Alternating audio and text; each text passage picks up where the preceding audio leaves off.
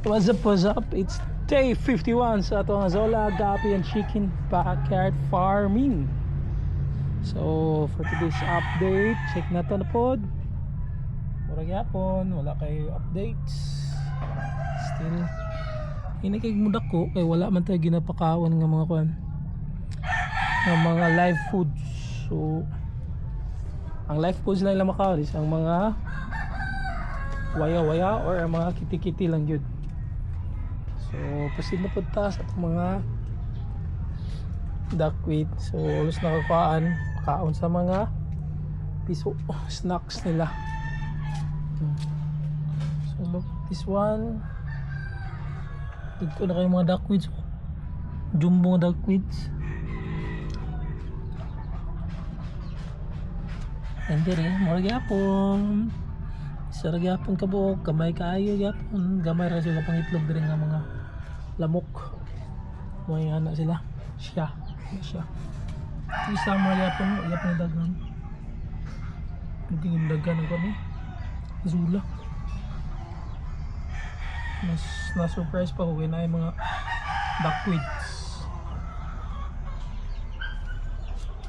And then diri ano? Nakamatay diri. Nakamatay sila siguro kay sa gini ba? Swordtails kay gaaway sila. Pas itong swordtail diri.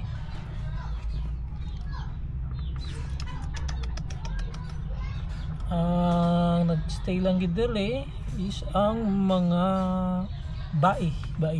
Ang mga laki nangamatay. Diri ang itong mga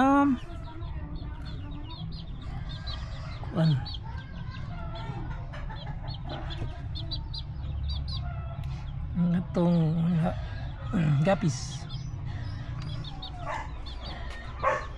Ngayon mga laki klaro na nadaot lang naong kampat ng naong kay kaog mangga.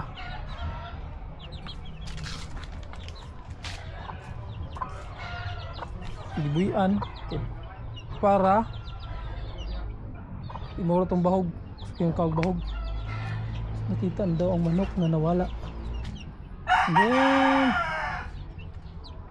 ipangkuhaan ako ni pangbalinan. Tang na ako dito sa tab din dito. Still lagsik sila buyag. Matulay pregnant. Tiburus. Tarang kalisay, buyag, kalisay. Ayan, tumaknawa yun. Yeah. Ayan yung sit-up nila. Then, ganahan sila sa kainit. Gamit kayo ang kuhan, ang rice hull. Kaya medyo init man siya. Ano siya. Ang kini, nagluyan, iwang yapong kayo. Nagluyan na siya. Okay.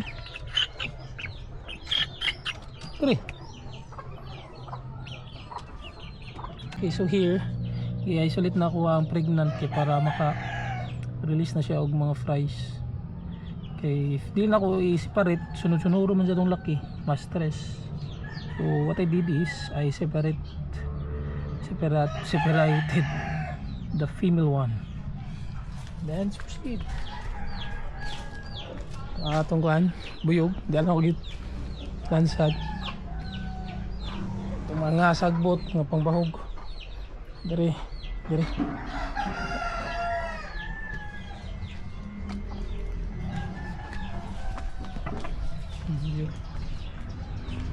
mga talisay.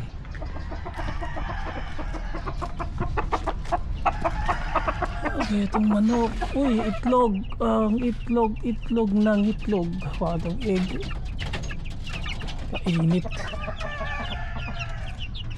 Oh yeah. Nawa yun. Ay, siya na. Tara.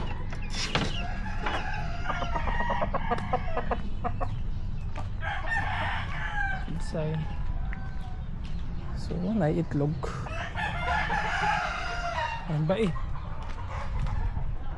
So, I think that's all for today's video. If you have any suggestions, you can comment down below. And then please do like, subscribe para sabayan ko ninyo na ako ang hobby. So that's all for today and God bless everyone. Bye bye.